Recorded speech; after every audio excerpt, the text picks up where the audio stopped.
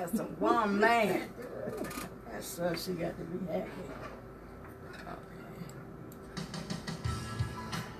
Welcome to Teeka Talks, as she touches on everyday topics and issues in our lives, encouraging and uplifting.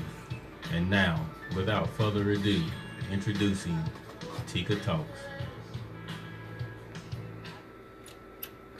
Well, hello, great people. I am Tamika Merrill King. Thank you for tuning in to Teeka Talks.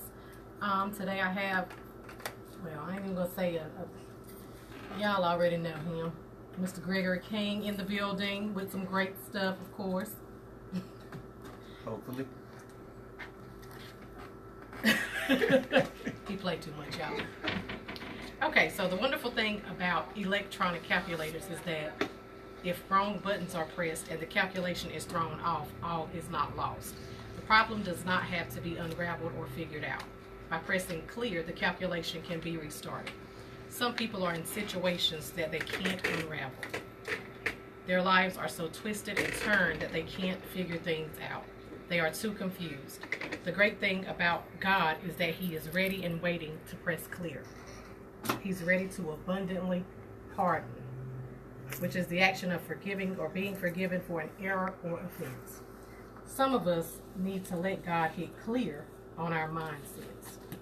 We train ourselves to lose by the negative thoughts we constantly entertain or invite.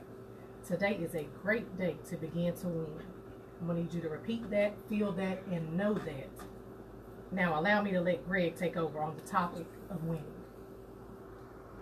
Well, and like she was saying, today is a great day to win, and I'd just like for you to look at yourself and say, I win.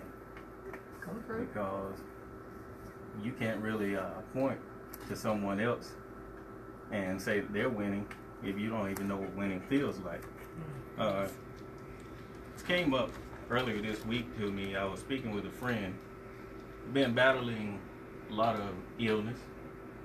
He was actually supposed to be, by doctor's terms, dead about 3 years ago. Mm-hmm. He's 36 years old and he's still here today. Amen. And as we spoke, we got on the topic of winning. And I shared with him some of my thoughts. He shared with me some of his thoughts and testimonies. And I was thinking back, I had two brothers. I'm the youngest. And we played a lot of games growing up. And winning, it was an integral part of the game. If you lost, it was pretty much a struggle trying not to get picked on by the other two. So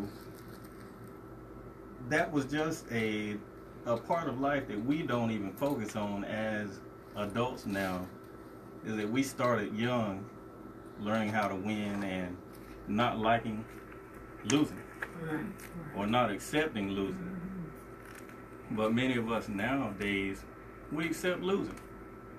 We accept the fact that the doctor gives us a report that we don't like. Our health is failing. We're working all week and our checks aren't coming up to equal the bills. Right. You can't put one foot in front of the other without a little bit of help. That's right. And we just accept that as losing.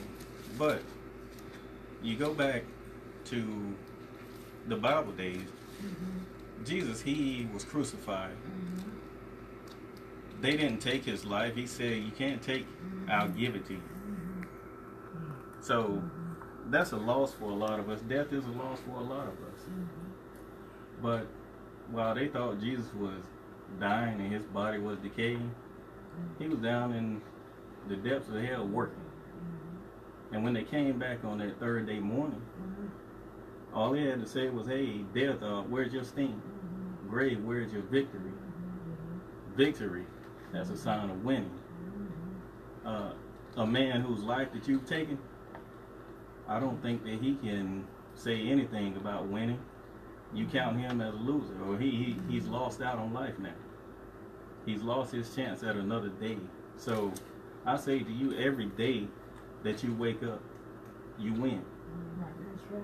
Because the devil is out here to steal, kill, and destroy. Yes, Lord. So every day that you wake up, that's a win. And that's how you have to start looking at it. It doesn't matter if you have that bad report. You're here another day. That's a win.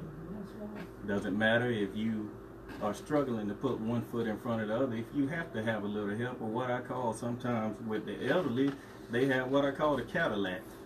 That little stroller or the walker that they have to push. That's their Cadillac. They're here another day. That's another win. The devil don't like that. He doesn't like for you to look at this next day or today as a win. He wants you to focus on the issues that you're having in life, the health problems, the financial problems, the relationship problems, the struggles of life. He wants you to focus on the losses that you could possibly have.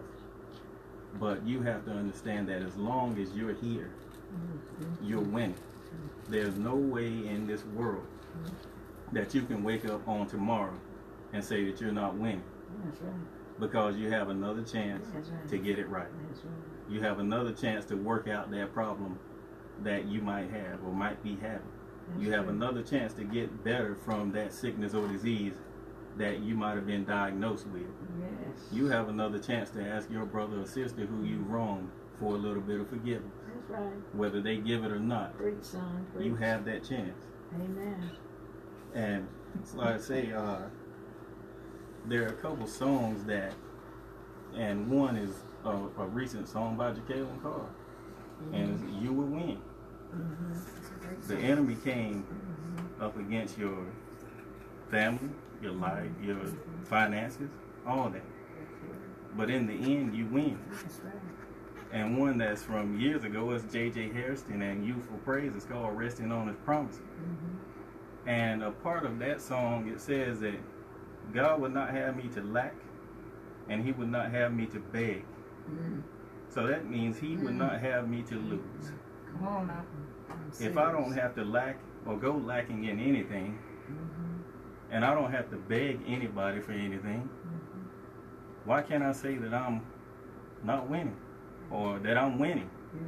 Why do I have to feel like I'm losing because I have to go to my brother or my sister and ask?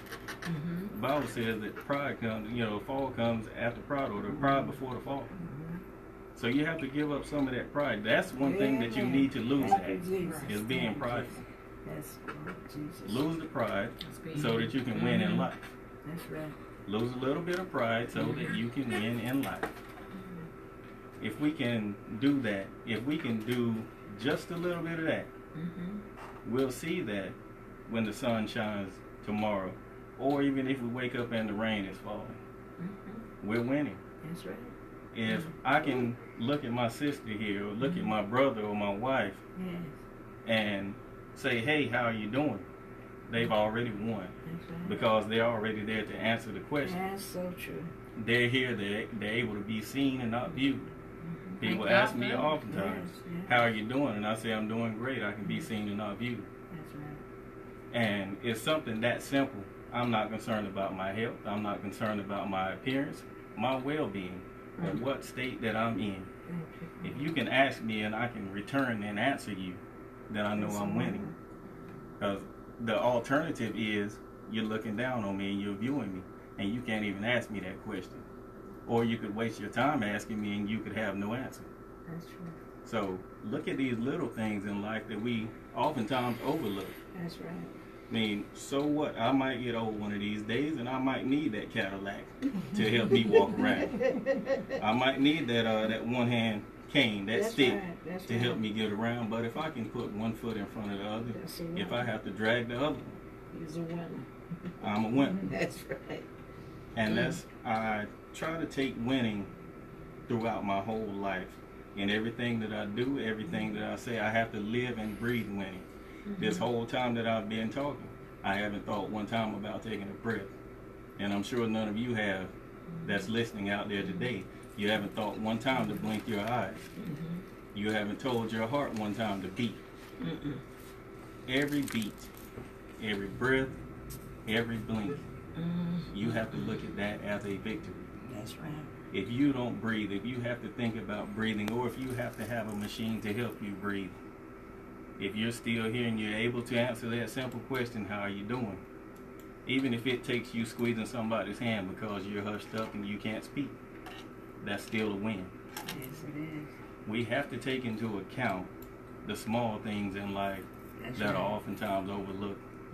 And it's those small victories that help us become winners in life at everything that we do. Everybody that we see, they will see the victory in us. They will see the winning spirit in us.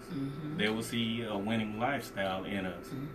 Because we've practiced, we've prayed about, we've just meditated on winning. That's just what I do. I cannot lose. I refuse to lose. God is my father. Jesus is my brother. I am joint heir. If God owns everything, how can I lose? That's right. So true. If he made everything, he created everything, including me and you, That's right. how can I lose? Can't lose. He tells me to ask. All I have to do is ask. Because he has everything in his hand. That's right. He created it all. Yes, he did. There's no way in this world that I will accept losing. I refuse to lose. That's just one thing that about me. I can't be around losers. But even the people who have a lifestyle of losing, being a winner, you can't be at the top by yourself. That's right. There's an old saying, it's lonely at the top. I refuse to get to the top and I be by myself. All right now. I refuse to make it there and I don't help somebody along the way to at least meet me there, beat me there, or see me there later. Amen. I just can't do it. That's not a part of winning. That's a part of being selfish. And selfishness is a part of losing. Because you're going to lose a whole lot of others That's right. because you're only thinking about yourself. That's right. So I just tell you, practice winning. When you wake up tomorrow, you look that devil in his face and you tell him, I win. When you've gone through the whole day and you haven't had to think about breathing, your heart beating, your eyes blinking, you haven't even really had to think about what you're going to eat, how you're going to eat it, where you're going to stay because you already have a roof over your head, how you're going to get to that job because you have a car or means to get there. You just look at him and say, hey, you can't win. The devil is a loser. That is the only loser that's on this planet. I'm talking capital L loser. That's the only thing that's out here that is going to lose. Every one of us have an opportunity to win. As long as we stay with God, we win. Amen. Right. I agree. I do think sometimes we suffer some loss, you know, but that's good. I am winning. I'm every day. Yes. That was good, brother. I appreciate the invite. And I'm going to give a little shout out today. Go ahead on. We just left Do that. Sampson Regional. And Miss Louise Ballard, she got TV on, wave to her. Hey y'all, room 317. And tomorrow will be a better day. And you know why. Because you win. Yep. Amen. Violating her privacy. Yeah. As for myself, you guys know what I'm going to tell you. I absolutely love you. I want you to do what you do best. That is being you. And I would like to shout out, it's an FB group called Soul Family. That's SOLE. Miss Christina Brewington, Sharon Spell, Essie McNeil, Tamar Foster. I love you guys. Thank you for including me. I will be there to run in the morning. God bless you. Yeah, I thank God for